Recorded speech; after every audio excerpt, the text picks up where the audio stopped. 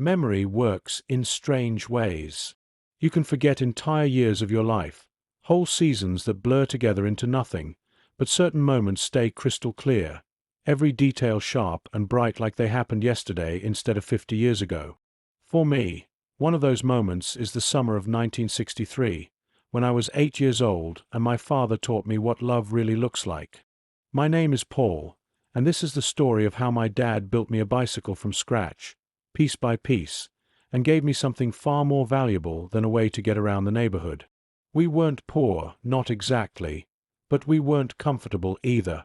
My father, Robert, worked at the textile mill in town, the same mill his father had worked at, and his father before him.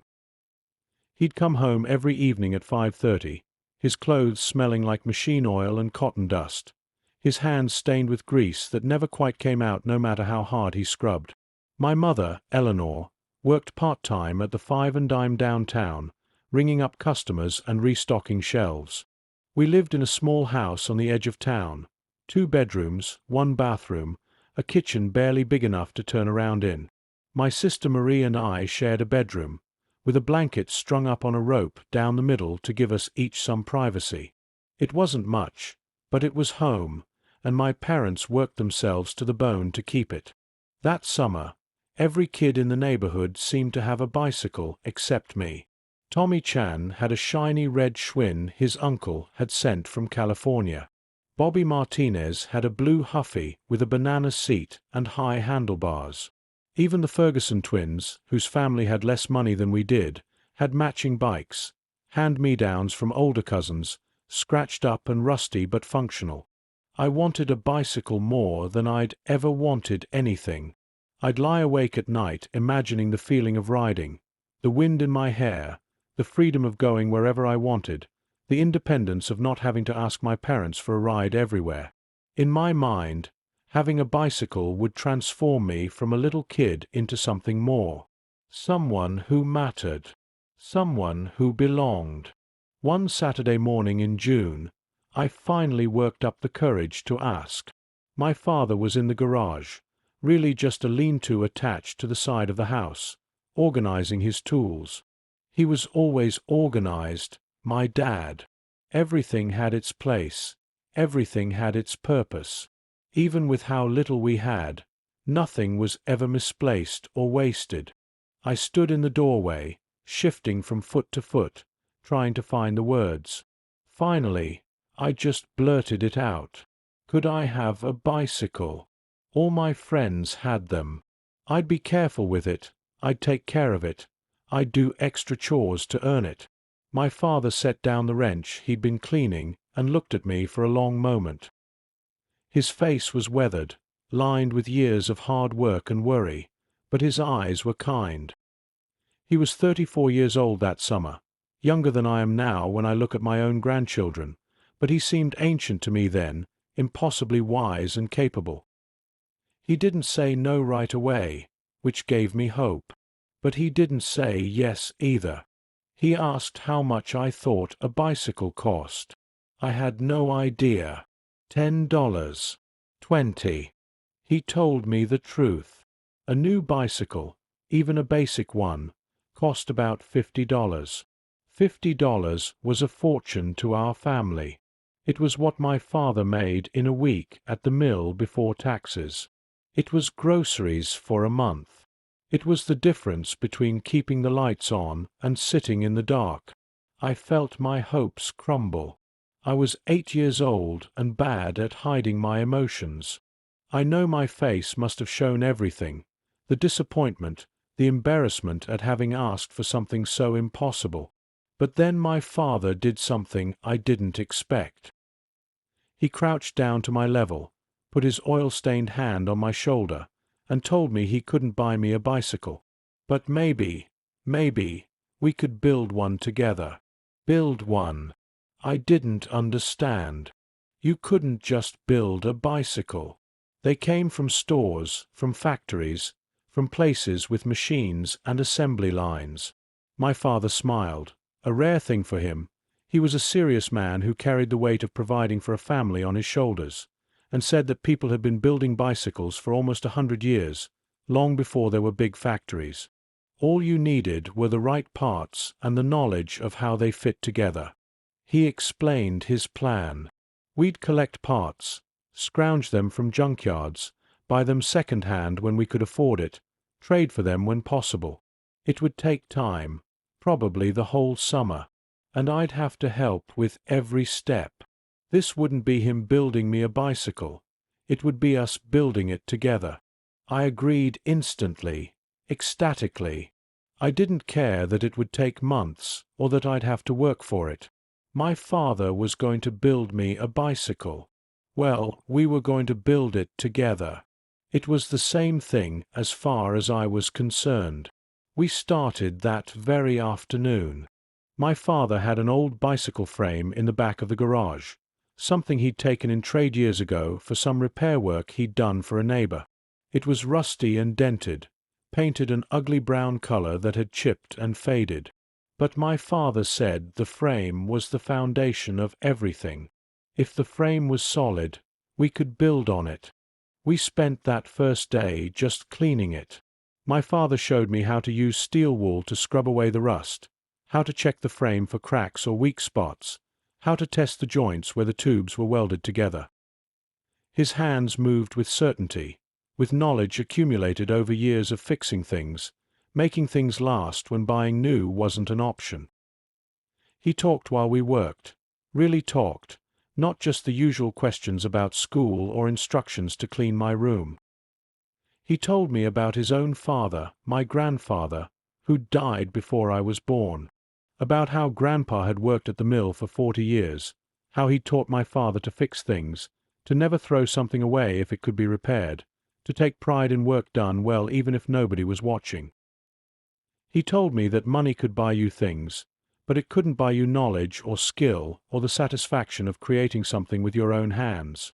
Those things, he said, were more valuable than any amount of dollars in a bank. I was 8.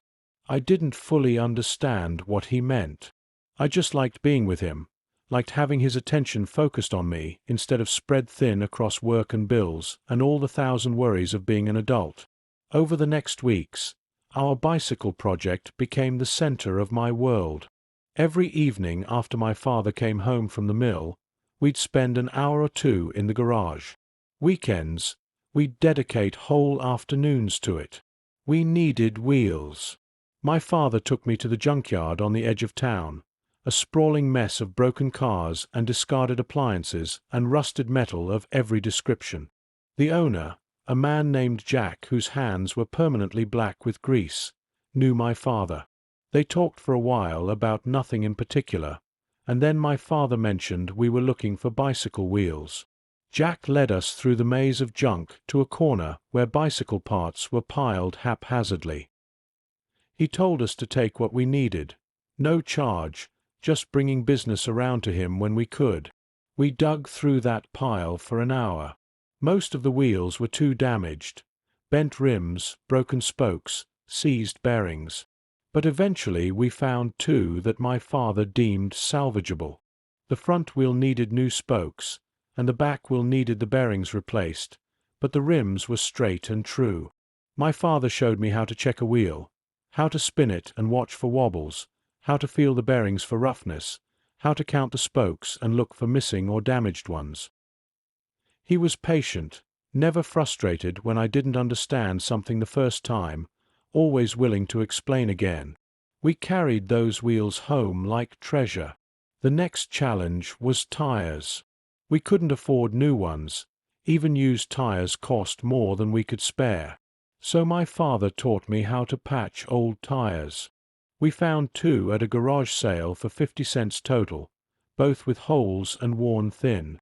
My father showed me how to find the leaks, how to prepare the surface, how to apply the rubber cement and patches, how to let them cure properly. We must have patched a dozen holes between those 2 tires.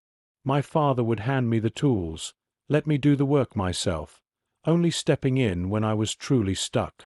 I was learning, he said. You learned by doing, by making mistakes, by figuring out solutions. July came, and we still didn't have handlebars or pedals or a seat. But we had the frame, now stripped of rust and spray-painted a deep blue that my father had gotten on clearance from the hardware store. We had wheels, rebuilt with new spokes I'd helped install, each one threaded carefully through the hub and rim, tightened just right so the wheel would spin true. For handlebars, we traded. My father did some electrical work for Tommy Chen's father, fixed some wiring in their store, and Mr. Chan happened to have old handlebars from a bicycle his brother had thrown out. They were scratched, but functional. My father showed me how to sand them smooth, how to wrap them with electrical tape to give them grip. Pedals came from a yard sale, 25 cents for a pair that looked like they'd been through a war but still worked. My father disassembled them completely, cleaned every bearing, replaced the worn ones with spares he'd saved from other projects, reassembled them better than new. The seat was the hardest part. Good bicycle seats cost money we didn't have, and used ones were hard to find. We looked for weeks, checking every yard sale and junk pile, asking everyone my father knew if they had an old bicycle seat they didn't need. Finally, in August, Mrs. Henderson from church mentioned she had an old bicycle in her basement that her grown son had left behind years ago. We could have any parts we needed. My father and I went over there one Saturday morning, and in her dusty basement we found an ancient bicycle, probably from the 1940s, rusted almost solid. But the seat was leather, cracked and dry but intact. My father carefully removed it, brought it home, and showed me how to restore leather. We cleaned it with saddle soap, conditioned it with neat's foot oil, let it dry in the shade. By the time we were done, it looked almost new, dark brown and supple, soft enough to be comfortable but firm enough to last. By the third week of August, we had all the parts. The bicycle was nearly complete, just needing final assembly. My father could have done it in an afternoon by himself, but he stretched it out over several days, letting me help with every step. He taught me how the chain worked, how the gears meshed, how the brakes needed to be adjusted just right, tight enough to stop you but not so tight they dragged. He showed me how to oil the chain, how to check the tire pressure, how to tighten bolts to exactly the right tension. And he told me stories while we worked. About his childhood during the Depression, when they'd had even less than we had now. About his time in the army during World War II, serving in North Africa and Italy, learning that people everywhere were basically the same, trying to take care of their families, hoping for better days. About meeting my mother at a dance in 1949, how he'd known immediately she was the one, how they'd gotten married 3 months later with nothing but love and hope to sustain them. He told me about dreams he'd had when he was young, dreams of maybe going to college, becoming an engineer, designing things instead of just fixing them, dreams that had died when his father got sick and he'd had to quit school at 16 to help support the family. But he didn't sound bitter when he talked about it. He said life was about making choices with what you had, not mourning what you didn't. He'd had a good life, a wife he loved, 2 healthy kids, honest work that kept a roof over our heads. That was more than a lot of people had, and he was grateful for it. I didn't fully appreciate those conversations at the time. I was 8 and mostly focused on the bicycle taking shape in front of us. But the words stayed with me, lodged somewhere deep, and I understood them better as I got older. On August 28, 1963, I remember the exact date because it was 3 days before school started, we finished the bicycle. My father tightened the last bolt, spun the wheels to check their alignment, bounced the bicycle on its tires to test the suspension, and declared it complete. It wasn't beautiful, not in the conventional sense. The frame was blue, the wheels were mismatched.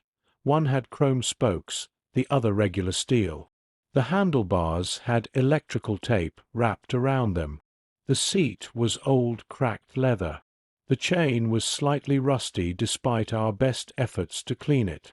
But to me, it was the most beautiful thing I'd ever seen, because it was mine. Not just mine to ride, but mine in a deeper way. Mine because I'd helped build it.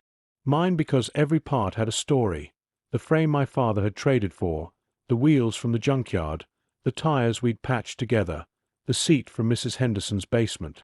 And mine because my father had spent 12 weeks of evenings and weekends building it with me when he was already exhausted from work, when he could have been resting or watching television or doing any of the dozen other things he needed to do.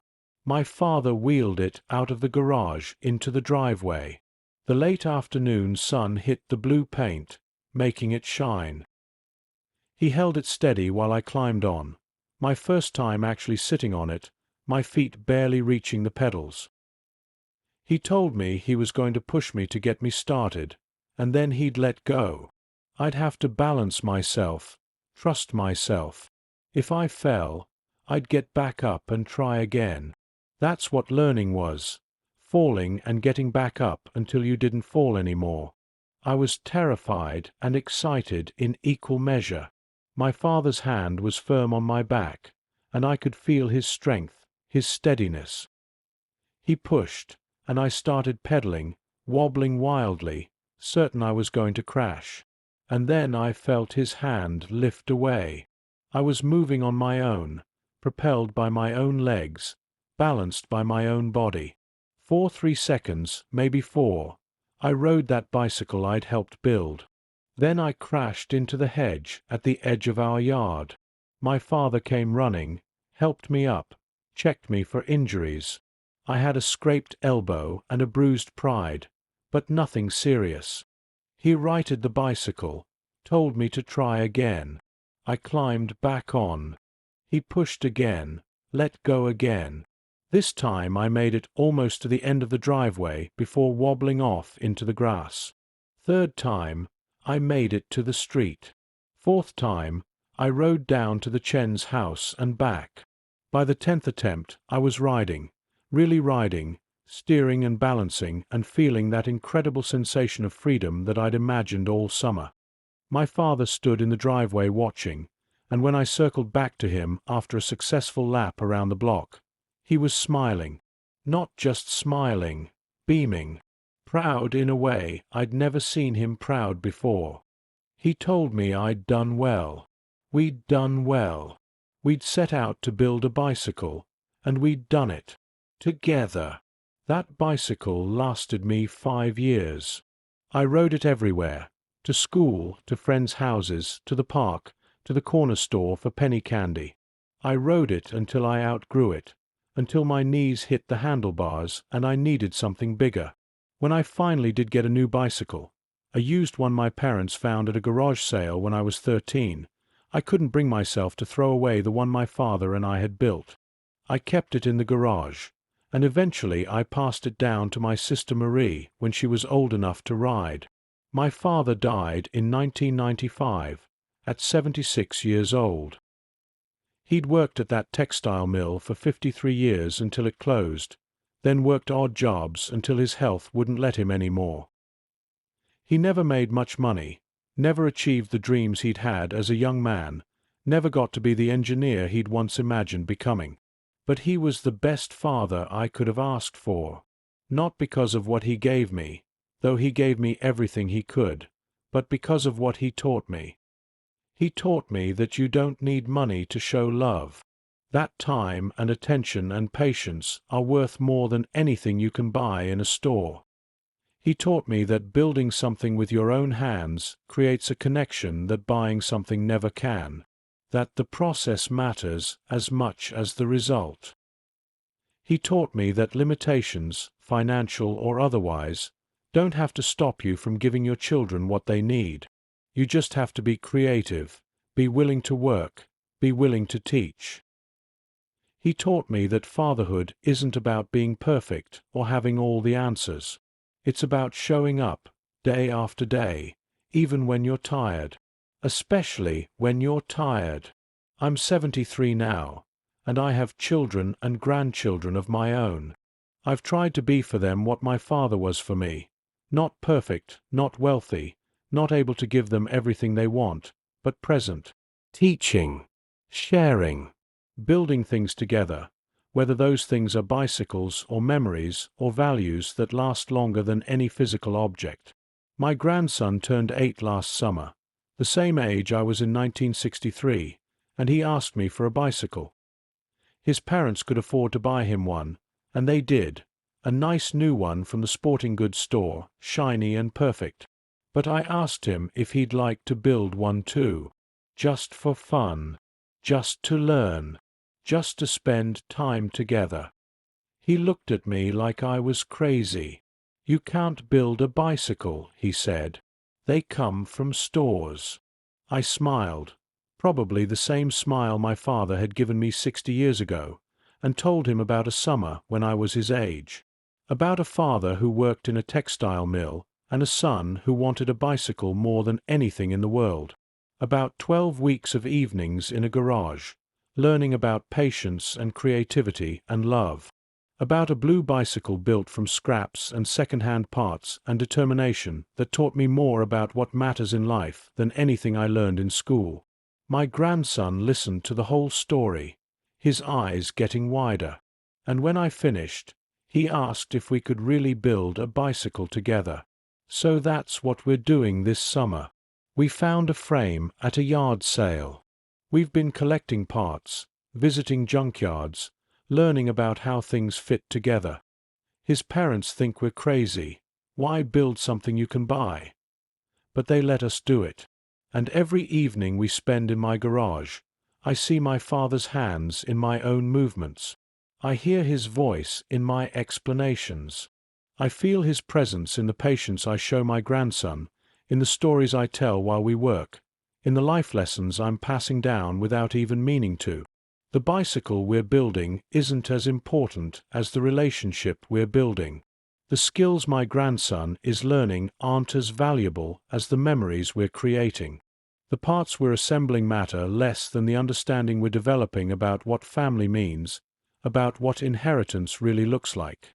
Because here's what I learned that summer of 1963, what my father taught me without ever saying it directly.